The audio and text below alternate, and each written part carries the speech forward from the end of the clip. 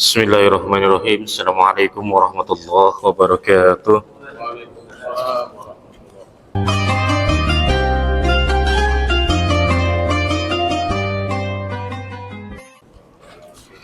Alhamdulillahirabbil alamin wal 'aqibatu lil muttaqin wala 'udwana illa 'alal zalimin. Wassallallahu ala sayyidina Muhammadin wa ala alihi washabihi ajma'in. Amma ba'du. Yang saya hormati pengurus Masjid Paripurna Baitus Salam, yang saya hormati para bapak dan ibu sekalian jemaah salat zuhur yang insyaallah semuanya dirahmati Allah Subhanahu wa taala. Amin. Syukur kita panjatkan kehadirat Allah. Salawat dan salam kita aturkan kehadiran junjungan kita Nabi Agung Muhammad sallallahu alaihi wasallam. Kita lanjutkan kajian kita kitab Tijanut Daruri, matan kitab Tijanut Daruri. Bismillahirrahmanirrahim. Wa mimma yajibu aidun ayyarifuhum ar-rusula al-madhkura fil Qur'an. Jadi bagi kita orang awam wajib mengetahui jumlah para nabi dan rasul, utusan Allah Subhanahu wa taala yang menyampaikan risalah Allah. Dalam satu kitab dijelaskan bahwasanya kalau jumlah nabi semuanya ada 124.000. Wallahu a'lam bishawab dengan jumlah ini. Yang diangkat menjadi rasul ada 313 orang.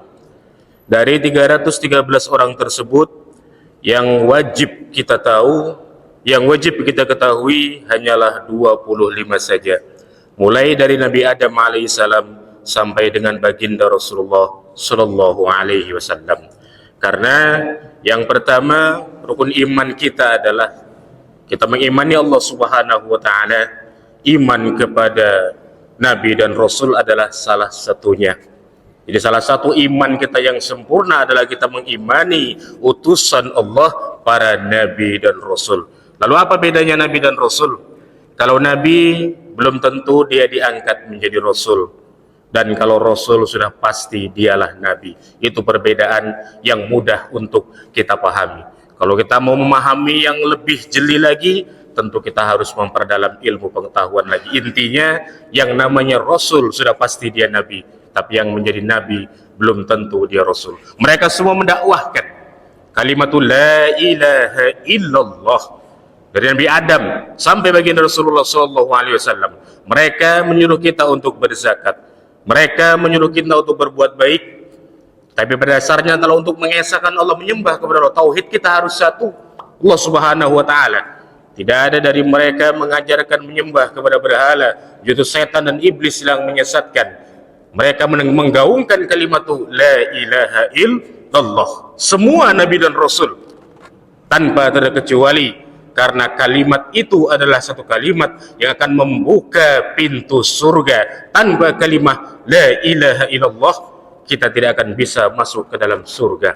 Ada satu hikayah ditulis dalam kitab Al-Usfuriyah yang ditulis oleh Syekh Muhammad bin Abu Bakar Al-Usfuri, bahwasanya ada seorang pemuda tadi menunaikan ibadah haji. Ketika ia wukuf di padang Arafah, ketika ia melakukan wukuf di padang Arafah, dia membaca 2 kalimat syahadat, tetapi di situ tidak ada orang. Dan dia kepingin ketika dia bersyahadat, mengucapkan kalimat syahadat, ada yang menyaksikan, ada yang melihat. Lalu diambillah 7 buah batu.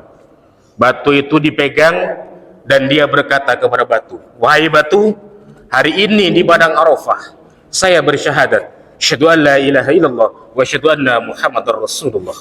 Dan kamu kelak akan menjadi saksi di hadapan Allah Subhanahu wa taala. Setelah selesai ia menunaikan ibadah haji, selang berapa pekan kemudian, tengah malam setelah selesai salat tahajud, ia tertidur. Dan rupanya dalam tidurnya ia bermimpi melihat seolah-olah benar terjadi hari kiamat. Dan dihisap semua orang satu persatu di hadapan Allah Subhanahu wa taala. Dan pemuda tadi yang menunaikan ibadah haji tadi, yang wukuf di padang Arafah tadi, rupanya ditetapkan masuk ke dalam neraka. Padahal ibadahnya sangat luar biasa yang ia kerjakan. Tak pernah tinggal sholat yang 5, ditambah dengan sholat yang sunnah, haji sudah dikerjakan, tambah umroh dan lain sebagainya. Tapi rupanya ketetapan Allah, ia dimasukkan ke dalam neraka. Ia tetap terima, karena tidak bisa menolak ketetapan Allah. Lalu datang malaikat Zabaniyah, dipegang dia, dipiting dia. hendak dibawa ke neraka jahanam. Tetapi ketika sampai di neraka jahanam, di depan pintu neraka jahanam, rupanya pintu neraka itu tertutup oleh sebuah batu yang sangat besar. Malaikat Zabaniyah akan memasukkan pemuda tadi, tidak bisa. Jadi mereka bergotong royong, ribuan malaikat, bahkan mungkin jutaan malaikat, mencoba mengangkat batu yang ada di pintu neraka jahanam. Diangkatnya beramai-ramai, tapi tidak sanggup, tidak mampu memindahkan batu tersebut, sehingga pintu neraka jahanam tetap tertutup. Akhirnya dipindahkan ke neraka Lazzo, neraka yang kedua. Sama, di situ juga ada batu besar yang menutup pintu neraka Lazzo, sehingga pemuda tadi tidak bisa memasukkan ke dalamnya. Singkat kisah, pindah ke neraka Hutama, pindah ke neraka Syair, pindah ke neraka Jahim, pindah ke neraka Hutama, ke neraka Hawiyah. Semuanya tertutup oleh batu besar, dan mereka tidak bisa mengangkat batu tersebut. Akhirnya mereka semua, malaikat Zabaniyah, menghadap Allah Subhanahu wa ta'ala. Ya Allah, Engkau lebih tahu atas keadaan hambamu. Setelah Engkau hisab hambamu, Engkau menetapkan ia masuk ke dalam neraka. Tetapi ketika kami bawa dia ke neraka, semua pintu neraka tertutup, tidak ada yang terbuka, dan kami tidak bisa memasukkan pemuda ini ke dalamnya. Semua tertutup. Kami coba angkat, kami nggak sanggup, kami nggak mampu. Itu sebabnya kami menghadapmu, ya Allah. Engkau yang lebih tahu tentang urusan hambamu ini, ya Allah, kata malaikat Zabaniyah. Lalu Allah menjawab, memang benar pemuda ini sudah ditetapkan masuk ke dalam neraka. Tetapi ketika ia hidup di dunia, ia pernah menunaikan ibadah haji, dan ia wukuf di padang Arafah. Ia pegang 7 buah batu, dijadikan batu itu bersaksi bahwasanya ia mengucapkan 2 kalimat syahadat. Batu itu menjalankan tugasnya, batu itu tidak menyia-nyiakan tugasnya, dan tidak salah batu itu. Karena ia dijadikan saksi, makanya ia tidak ridho apabila pemuda itu dimasukkan ke dalam neraka. Karena siapa saja yang mengucapkan kalimat la ilaha illallah atas imannya, walaupun dulu mantan pezina, walaupun dulu mantan pencuri, maka tetap akan menikmati surganya Allah Subhanahu wa ta'ala. Karena batu menjalankan tugasnya, tidak menyia-nyiakan tugasnya. Tentu saya tidak menyalahkan batu, kata Allah. Dan Allah melanjutkan firman-Nya, dan aku pun pada hari ini ikut bersaksi atas apa yang dilakukan pemuda tersebut ketika ia wukuf di padang Arafah. Lalu apa kata Allah? Pindahkan pemuda ini ke dalam surgaku, kata Allah. Lalu dipindahkan oleh malaikat rahmat bergantian. Tadi malaikat Zabaniyah yang membawa ke neraka, semua pintu neraka ditutup. Akhirnya dibawa oleh malaikat rahmat, dipindahkan ke dalam surga. Sampai di surga, tak ada satu pintu surga yang terbuka, semuanya tertutup. Sekarang malaikat rahmat yang bingung, dibawa ke Firdaus, dibawa surga Naim, sampai 8 pintu surga, semuanya tidak ada yang terbuka, semuanya tertutup. Dan malaikat rahmat bertanya kepada Allah, ya Allah, Engkau menetapkan pemuda ini ke dalam neraka, dibawa ke neraka, pintunya semua ditutup batu, dan sekarang Engkau menetapkan dia masuk ke dalam surga, tapi pintu surga tak ada yang terbuka. Lalu faja'a kalimatun la ilaha illallah, lalu datang kalimat la ilaha illallah. Karena kalimat tersebut, akhirnya semua pintu surga terbuka, dan pemuda tadi diperintahkan mau masuk dari pintu yang sebelah mana.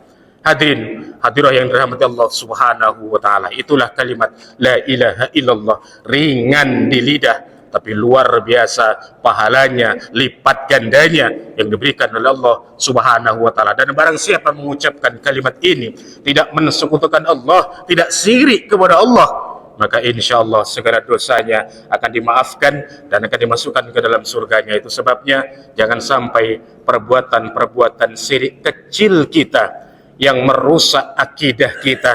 Jangan sampai kita dengki sama orang, jangan sampai kita hasad dengan orang, karena itu adalah awal mula terjadinya syirik dalam diri kita. Ketika kita dengki dengan seseorang, ketika kita iri dengan seseorang, akan muncul dalam diri kita hasad. Dan sebab hasad itulah bisa jadi akan menggiring kita mendoakan Allah Subhanahu wa ta'ala, syirik kepada Allah Subhanahu wa ta'ala. Iblis bukan dia tidak berilmu, ilmunya sangat luar biasa, tapi karena hasad kepada Adam, karena dengki kepada Adam. Kedengkian itulah yang akhirnya ia mensekutukan Allah, ingkar kepada Allah Subhanahu wa taala, dan jadi makhluk yang terlaknat. Naudzubillah summa naudzubillahi min dzalik. Para hadirin sekalian, alhamdulillah kajian matan kitab Tijarud Daruri pada hari ini sudah khatam, sudah selesai, dan insyaallah pekan depan akan kita lanjutkan juga dengan kajian tauhid, tentunya dengan kitab yang lain, apakah Jawahirul Kalamiyah atau Aqidatul Awam. Mudah-mudahan apa yang disampaikan bermanfaat bagi kita semua. Amin ya rabbal alamin. Subhanakallahumma bihamdika asyhadu an la ilaha illa anta astaghfiruka wa atubu ilaik. Assalamualaikum warahmatullahi wabarakatuh.